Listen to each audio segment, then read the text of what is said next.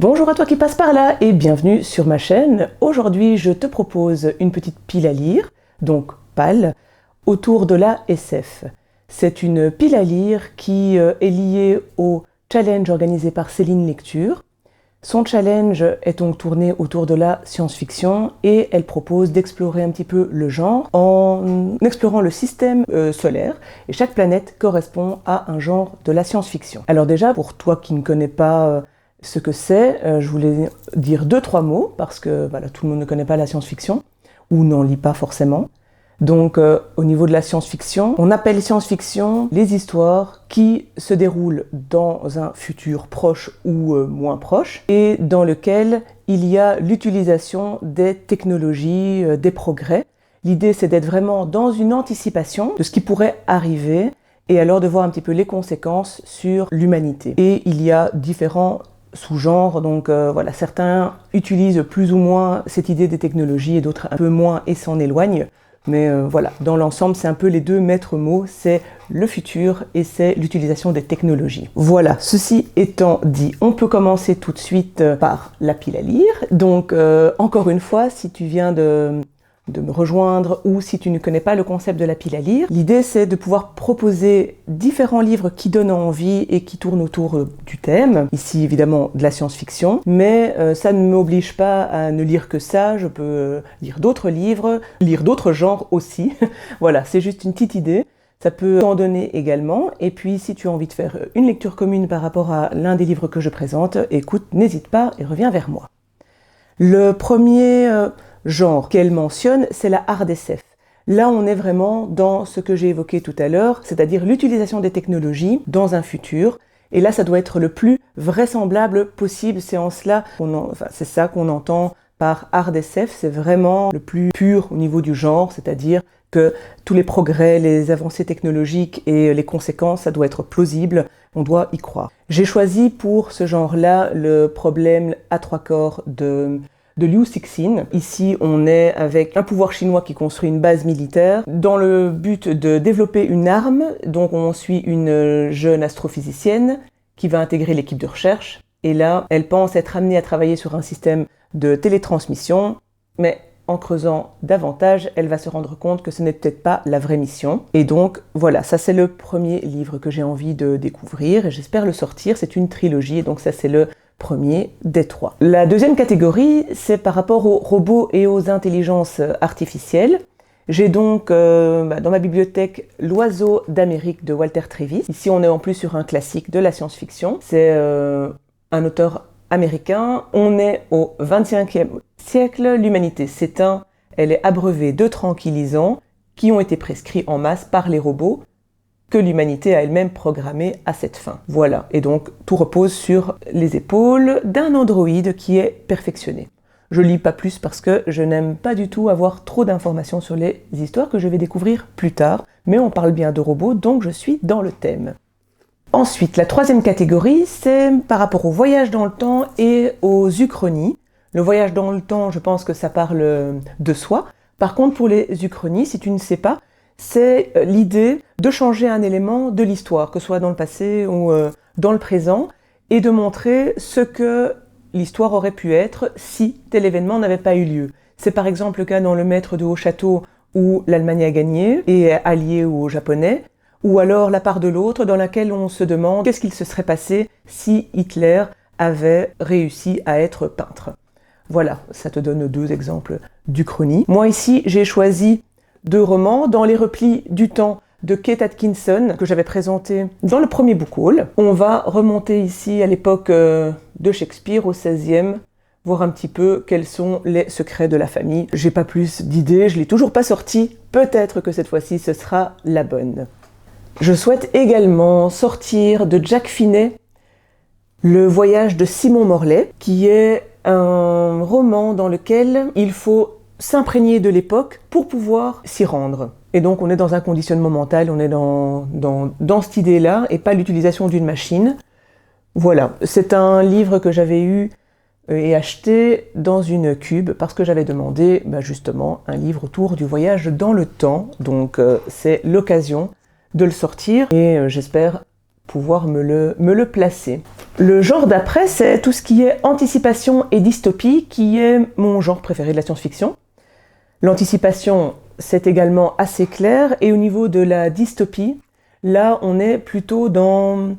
Alors, comme le nom l'indique, c'est l'inverse d'une utopie. L'utopie, c'est le monde idéal dans lequel on a envie de vivre, et la dystopie, c'est l'inverse, c'est-à-dire une société dans laquelle un pouvoir a pris la main, et dans laquelle la société, évidemment, n'a plus son mot à dire, ou alors au début pense que oui, et puis ça se dégrade. Donc il y a quelque chose finalement qui se joue dans la politique et dans le quotidien qui fait que la société n'est pas très très heureuse. Donc moi j'ai choisi pour illustrer ce genre l'aveuglement de José Saramago. Là, c'est un homme qui devient aveugle à cause d'une épidémie. Il est mis en quarantaine et les hordes d'aveugles tentent de survivre. Il n'y a qu'une personne qui n'a pas été frappée par cet aveuglement qui les guidera ou non. Donc voilà, j'espère que ça va me plaire et que je pourrai t'en parler très prochainement. J'ai aussi choisi Futur de Dimitri Glukovski. Ici, c'est une humanité qui sait empêcher le vieillissement, qui est donc proche de l'immortalité. On a l'impression que c'est une utopie, mais les couples doivent déclarer leur grossesse, il faut désigner un parent. À mon avis, ça va jouer aussi sur la mort, les questions de la mort et de la vie. Donc voilà, c'est aussi une grosse brique. Et là, j'espère le sortir, ça fait pas mal de temps que je l'avais, enfin pas mal de temps, pas tant que ça, puisque finalement je l'ai acheté à la foire du livre en 2023, mais j'en avais entendu parler déjà depuis quelques temps, et il me tarde de le découvrir. Le troisième livre de ce genre-là, c'est Utopia de Camille Le Boulanger. Il a écrit Le chien du forgeron et Enfin la nuit, que j'avais vraiment beaucoup aimé. Utopia, c'est là, pour le coup, une utopie. On est avec Humo qui est né et a grandi à Pellegaya. On parle de voyage, de musique qui rythme sa vie, et on va être avec lui dans le récit de sa vie, de ses amours, de ses expériences, et voir un peu comment il évolue, quelles sont les personnes qu'il croise. Et vraisemblablement, dans cette utopie, chaque être humain est libre et maître de son travail. Et donc c'est un endroit où il fait bon vivre et où on peut construire ensemble. C'est-à-dire que j'espère que ça va faire du bien, que ça va être crédible et que ça va un petit peu alléger les dystopies précédentes. Le genre d'après, c'est le soap opéra, et donc ça se passe dans l'espace avec des vaisseaux. Et j'ai sorti Latium de Romain Lucaso. Et là, il y a encore une hécatombe dans un futur lointain. Les peuples automates se métamorphosent en nefs stellaires. On a un peu tout, on a des invasions extraterrestres et on essaye de faire revenir l'homme. Je n'en sais pas plus, je pense que c'est assez barré, je pense, ce livre-là. Il doit y avoir également des batailles spatiales, donc j'attends de voir, je pense qu'il réunit pas mal de choses assez intéressantes. Ensuite, j'ai envie de sortir Seconde Humanité d'Adrien Mongol. Comme tu le vois, je l'ai aussi eu à la foire du livre de Bruxelles l'année dernière, et j'avais même eu une dédicace de l'auteur dans ce livre-ci. Et on nous dit, est-ce que l'humanité aura une troisième chance? On explore les destins d'un chercheur, d'un soldat et d'une fillette qui pourraient marquer l'histoire, quand d'une inattention naît une pandémie, d'une convoitise une guerre et de l'apocalypse une seconde humanité.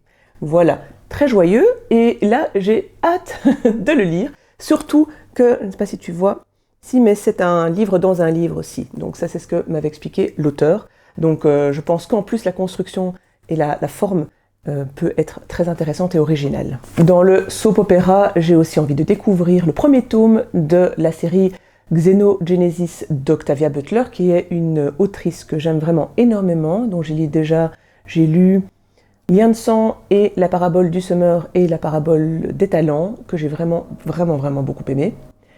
Ici, on est dans une aventure de science-fiction et d'exploration philosophique. On parle qu'après un sommeil de plusieurs siècles, Lilith s'éveille à bord du vaste vaisseau spatial des Onkali, qui sont des créatures dotées de tentacules, experts en génétique. Ils ont sauvé les rares survivants d'une Terre mourante et sont prêts à ramener Lilith et les derniers humains sur leur planète régénérée, mais la survie a un prix. Voilà, la 4e de couverture était assez courte et donc je trouvais ça intéressant de te la lire puisque, encore une fois, je ne sais pas du tout de quoi parlent tous les romans que je te présente puisque j'aime les découvrir et puis quand bien même je les ai lus, j'ai oublié tous les détails. Voilà. Ensuite, l'avant-dernière catégorie, c'est par rapport aux classiques de la science-fiction. Là, j'ai voulu découvrir 2001 Odyssée de l'espace d'Arthur C. Clarke. On a un vaisseau qui est en route vers Saturne. Au bord du vaisseau, il y a 2 astronautes, un puissant ordinateur. On nous parle aussi de signes de présence extraterrestre. Voilà, est-ce qu'il y a un message? Est-ce que l'humanité a un rendez-vous avec la porte des étoiles? Eh bien, je te le dirai peut-être. J'ai également choisi pour un classique le cycle du A, de A.E. van Vogt. Là, on est au XXVIe siècle. Il est difficile de se faire une place dans l'Empire galactique, surtout quand on est amnésique, effectivement. En participant au jeu de la machine, dont les gagnants rejoignent la caste des nantis sur Vénus, le héros découvre qu'il n'est pas l'homme qu'il a toujours cru être. Il n'a pas connaissance des souvenirs qu'il a. Sa femme qu'il croyait décédée ne l'est pas, d'ailleurs il n'a jamais été marié, il possède même la faculté de ressusciter. Pourtant, il comprend vite qu'il n'est qu'un pion au sein d'un vaste complot dont la finalité lui échappe, un pion ou la pièce maîtresse. Voilà, j'avoue que ça me hype encore plus après l'avoir relu, et voilà. Le dernier genre, c'est le post-apocalyptique, le post-apo. Là, j'ai envie de sortir Silo de Hugh Howey, et donc là on est dans un monde post-apocalyptique. Il y a quelques milliers de survivants qui occupent un silo souterrain de 144 étages. Presque tout y est interdit ou contrôlé, y compris les naissances, on y revient très souvent. Ceux qui enfreignent la loi sont expulsés en dehors du silo où l'air est toxique. Avant de mourir, ils doivent nettoyer les capteurs qui retransmettent des images brouillées du monde extérieur sur un écran géant. Mais certains commencent à douter de ce qui se passe réellement dehors. Là aussi, c'est une trilogie. Et j'ai très envie de le sortir, comme chacun de ces livres d'ailleurs, sinon il ne figurerait pas dans ma palle, tu te doutes.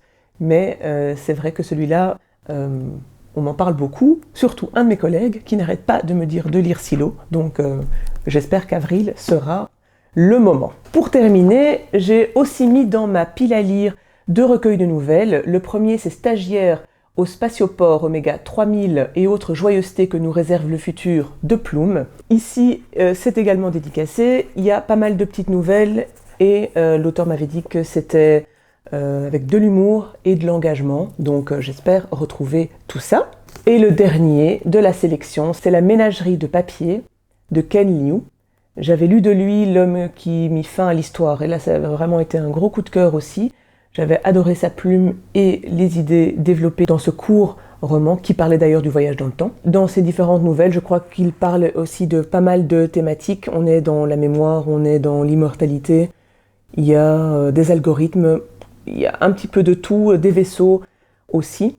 Il y a 19 nouvelles et il me semble que pour ce texte-là, enfin c'est ce qu'on dit ici, donc il ne me semble pas, mais je ne sais pas en quelle année, il a quand même eu le prix Hugo, le prix Nebula et le World Fantasy Award.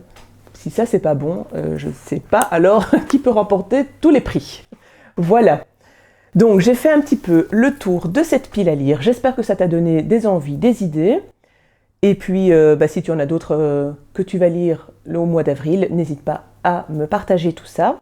J'espère te voir très bientôt et surtout te lire très bientôt. Et puis, comme d'habitude, que le plaisir de lire soit avec toi.